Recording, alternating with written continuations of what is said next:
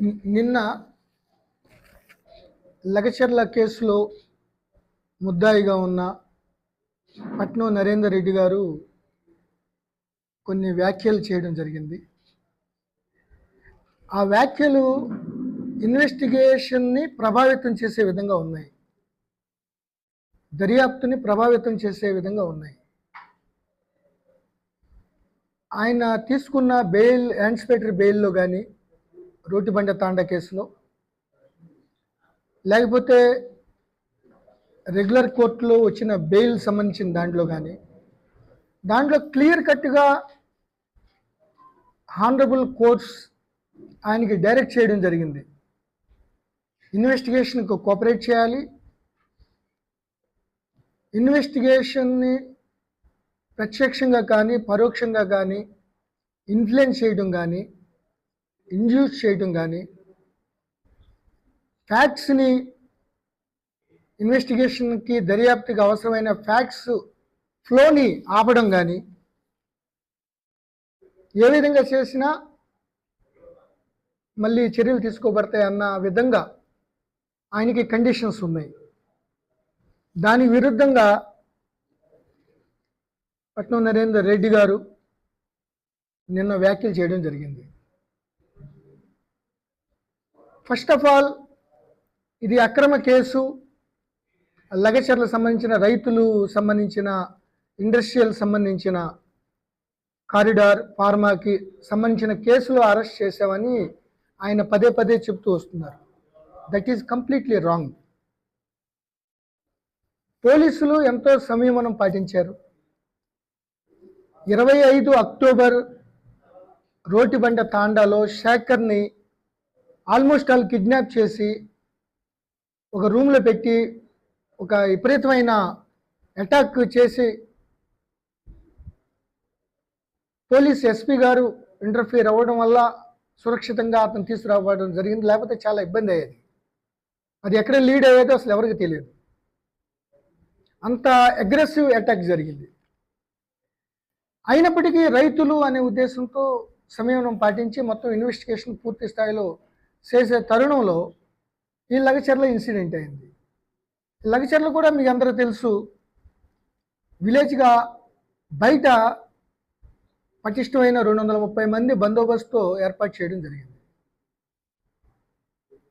దానికి మోగమోని, సురేష్ ఇద్దరు ముగ్గురు కలిపి కావాలని వచ్చి కలెక్టర్ గారు ఇనీషియల్గా వద్దన్న, ఆఫీసర్లు వద్దన్న, పోలీసులు వద్దన్న, ఆయన్ని ఇన్ఫ్లుయెన్స్ చేసి రైతులు కదా మీకు కోఆపరేట్ చేస్తాం అని తీసుకెళ్ళి ఆ అటాక్కి గురి చేయడం జరిగింది.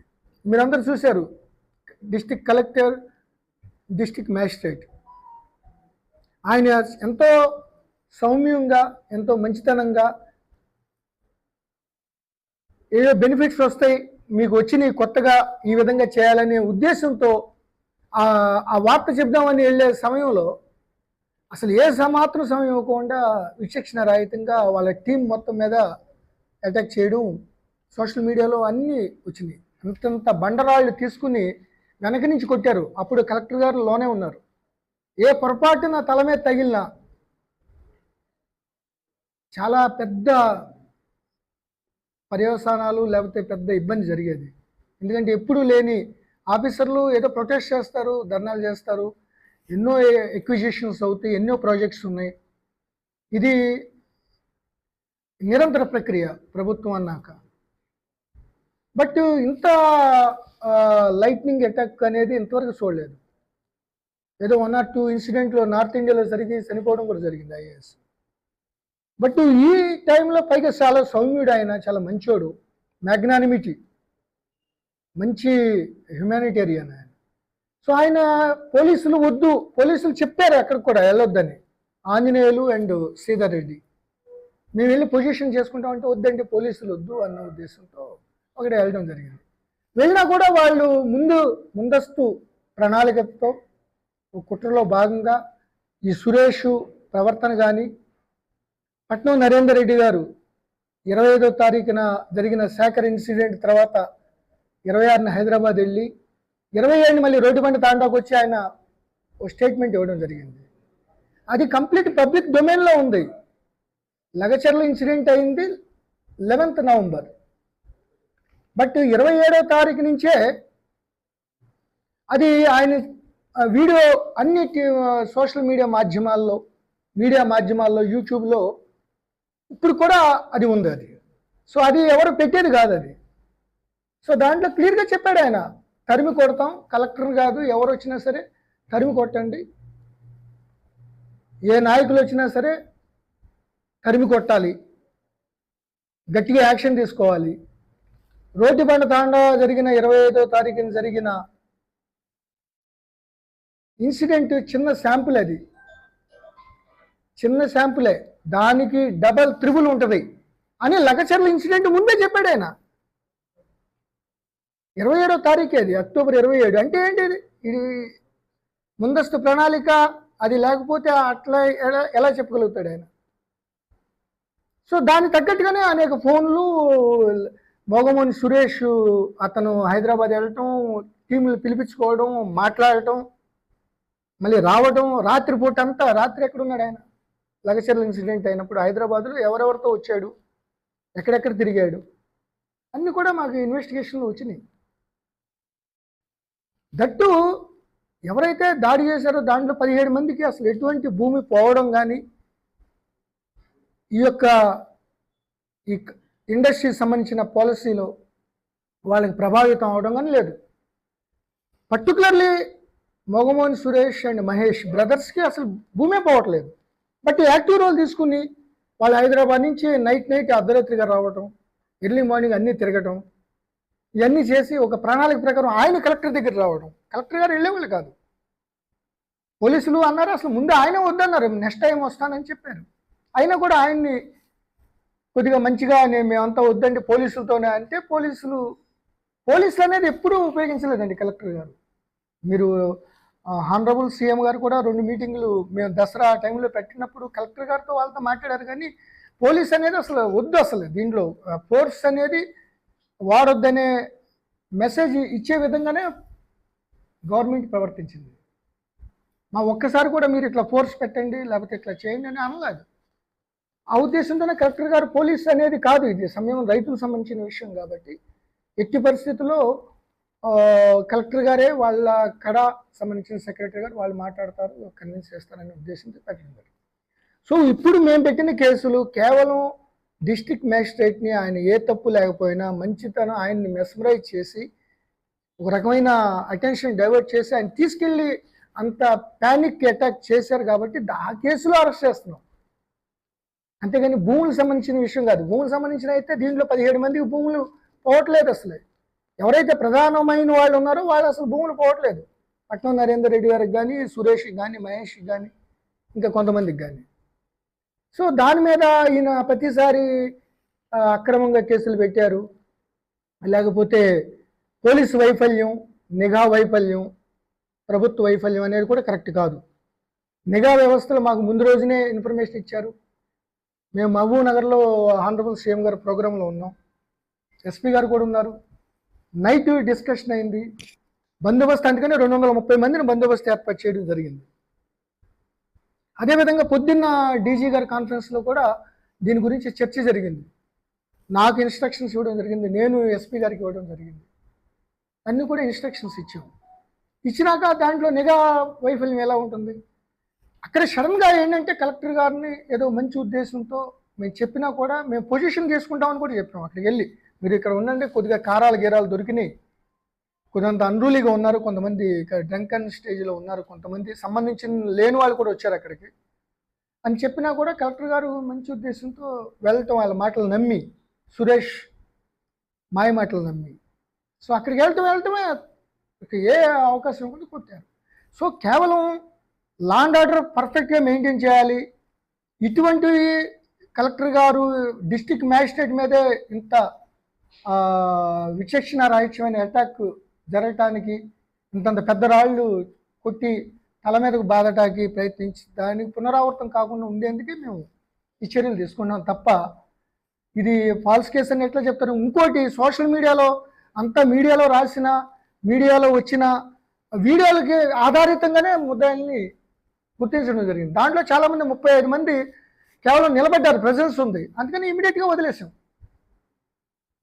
అదేవిధంగా ఎవరిని కూడా కొట్టడం, రాత్రిపూట వెళ్ళి కొట్టారు, ఏళ్ళనే కొట్టలే, ఎవరిని థ్రాష్ చేయాల్సిన అవసరం లేదు. ఇంతమంది ఉన్నారు, ఇంతమందిని ఫస్ట్ 2 విడతలుగా 3 విడతలుగా అరెస్ట్ చేసి పంపించాం.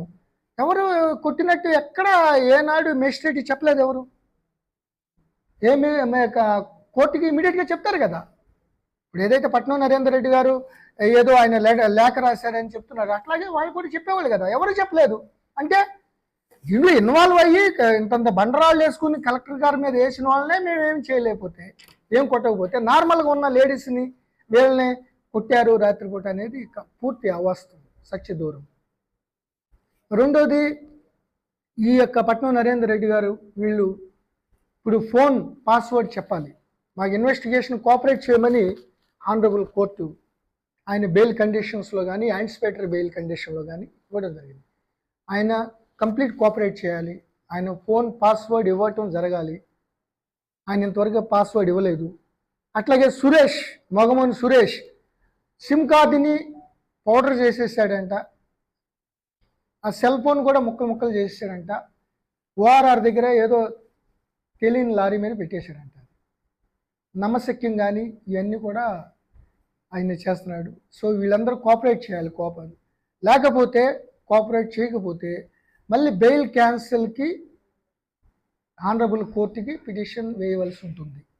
ఆల్మోస్ట్ ఆల్ ఈ యొక్క ట్యాంపరింగ్, ఎవిడెన్స్, ఇండ్యూసింగ్, ఈ పదే ఇది తప్పు చేశారు, ఇవన్నీ కూడా ఆ కండిషన్స్ కింద వస్తాయి. ఆల్రెడీ లీగల్ ఎక్స్పర్ట్ని మేము సంప్రదిస్తున్నాం. సో తురంతు వాళ్ళు ఆనరబుల్ కోర్టు ఆదేశాల మేరకు దర్యాప్తుకి సహకరించాలి. ఈ ప్రెస్ మీట్లో అవాస్తవాలు మానేయాలి. ఆయన స్టిల్ ముద్దాయి, బెయిల్ మీద ఉన్నాడు విత్ కండిషన్స్. ప్రెస్ మీట్లు పెడతాం తప్పలేదు, ఏదో డెమోక్రటిక్గా మాట్లాడితే ఏం ప్రాబ్లం లేదు. బట్ ఇన్వెస్టిగేషన్ ప్రభావితం చేసే విధంగా ప్రత్యక్షంగా పరోక్షంగా మాత్రం చేస్తే మాత్రం మళ్ళీ ఆ విషయాలన్నీ పొందుపరిచి మేము కోర్టుకి ఇవ్వడం జరుగుతుంది. అదేవిధంగా లాస్ట్ పాయింట్, జైల్లో ఒక వ్యక్తికి బేడీలు వేశారు, తీసుకెళ్లారు అనేది కూడా ఓన్లీ జైలు అథారిటీస్లో కింద స్థాయిలో ఒక కమ్యూనికేషన్ గ్యాప్ వల్ల వికారాబాద్కి, సంగారెడ్డికి ఇవ్వకుండా సైబరాబాద్కి ఇవ్వడం జరిగింది. దాని గురించి ఒక ఆయన జైలర్ని, ఆఫీసర్ని సస్పెండ్ చేయడం కూడా జరిగింది, జైలు అధికారులు. అది కేవలం కింద స్థాయి జైలు అధికారులు మిస్కమ్యూనికేషన్ వల్ల, ఇంటెన్షనో మళ్ళీ యాక్సిడెంటల్గానో, అంటే వాళ్ళ రిపోర్ట్ ఉంది, దానివల్ల జరిగింది. కానీ అసలు ఆ బేడీలు వేసే వరకు ఇటు అక్కడ సంగారెడ్డి ఎస్పీకి కానీ, వికారాబాద్ ఎస్పీకి కానీ, లా అండ్ ఆర్డర్ ఐజీ, నేనైతే ఏదైతే మల్టీ జోనల్ ఐజీ కానీ మాకెవరికి తెలియదు. సో ప్రభుత్వం ఎలా బేడీలు వేయమని చెప్తారు, అది కరెక్ట్ అవాస్తవం అది. సో అది దానికి ఇంకోటి ఏంటంటే, అతను ఎవరైతే వాయిస్ రికార్డ్స్ సురేష్ అన్న అతను ఉన్నాడో, అతనికి ఆ రోజు అతను 2 రోజులు ప్రవర్తించిన తీరు, ఆ వాయిస్ రికార్డులు కూడా తీసుకున్నాం మేము. ఆ వాయిస్ రికార్డులు సమయం వచ్చినప్పుడు బయట పెడతాం జరుగుతుంది. దాంట్లో మేము ఎట్లా వాడుకోవాలి, దీన్ని బెయిల్ కోసం ఎట్లా వాడుకోవాలి, ఏ విధంగా ఉపయోగించుకోవాలి ఇన్సిడెంట్ని అని అతని వివరాలు అతను చూస్తే చాలా ఇండిఫరెంట్గా ఉన్నాయి. సో అతనే దీని అంతటికీ అతను మొత్తం అంతా ఆ కమ్యూనికేషన్కి గ్యాప్కి అతను వెళ్ళి, అతను చాలా పర్ఫెక్ట్గా ఉన్నాడు. సరే, హెల్త్ అంటే కంపల్సరీగా వెళ్ళాలి అతను. తర్వాత హెల్త్ కూడా చాలా అన్ని నిమ్స్లో కూడా పాజిటివ్ రిపోర్ట్, మంచి రిపోర్ట్స్ వచ్చినాయి, ఆయనకి కండిషన్ స్టేబుల్. బట్ మాకు ఈ సురేష్ అతను మాట్లాడిన వాయిస్ రికార్డు విన్నాక, మా దగ్గర ఉన్నాయి, ఆల్రెడీ సీజ్ చేసాం, అతనే ఈ యొక్క ప్లాన్ చేసి, లేకపోతే బాలానగర్ కేసు ఏంటండి, ఇది లగచర్ల కేసు అని అందరికీ తెలుసు. బాలానగర్ కేసు అని చెప్పి బాలానగర్ పోలీసుల్ని, సైబరాబాద్ పోలీసుని తీసుకురావడం జరిగింది. కాబట్టి ఇక దీంట్లో పోలీసులు, మేమంటే రైతులు కాబట్టి చాలా జాగ్రత్తలు తీసుకుంటాం. రైతులు బేడీలు అనేది ఎట్టి పరిస్థితుల్లో వేసే ప్రసక్తే లేదు. ఎందుకంటే మా అందరి ఎస్పీలు, మాది చాలా ఎన్నోసార్లు డీజీ గారు కాన్ఫరెన్స్లు వీటిలో చెప్తారు. కాబట్టి ఇది కేవలం miscommunication. We think that Suresh is responsible for that enquiry is going on still, ఆ వాయిస్ రికార్డు బట్టి. సో దాన్ని బట్టి అదే తప్ప ఇది మాకే తెలియనప్పుడు ప్రభుత్వానికి ఎలా తెలుస్తుంది? మెయిను పట్నం నరేందర్ రెడ్డి గారు, మోగమూని సురేష్, సో ఇంకొక నలుగురిని మన కస్టడీ తీసుకుంటున్నాం. దాంట్లో లిక్కర్ ఎక్కడి నుంచి వచ్చింది, ఆ రోజు కొంత లిక్కర్ రావడం జరిగింది. సో దాంతోపాటు ఇంకా ఈ ముందస్తు 1 or 2 days ముందు ఏ విధమైన ప్లాన్ జరిగింది, ఏదైతే అతను హైదరాబాద్లో మణికొండ నుంచి ఎవరెవరు వచ్చారు, రాత్రిపూట మోటార్ సైకిల్ ఎలా వచ్చినాయి, ఇవన్నీ కూడా మా ఇన్వెస్టిగేషన్ తేలినాయి. సో ఇవన్నీ కూడా మేము అన్నీ తీసుకుంటాం. కంపల్సరీగా ఇన్వెస్టిగేషన్ కోఆపరేట్ చేయాల్సిందే. చేయకపోతే బెయిల్ క్యాన్సిల్కి మేము పట్నం నరేందర్ రెడ్డి గారికి ఇమీడియట్గా ఇప్పుడు ఉన్న ఇన్ఫర్మేషనే సఫిషియెంట్, బట్ ఆయన కంపల్సరీగా పాస్వర్డ్ చెప్పాల్సి ఉంటుంది, ఎందుకంటే దాంట్లోంచి చాలా కాల్స్ వెళ్ళినాయి. సో ఆల్రెడీ ఇన్ఫర్మేషన్ ఉంది, దాన్ని సబ్స్టాన్షియేట్ చేయడానికి.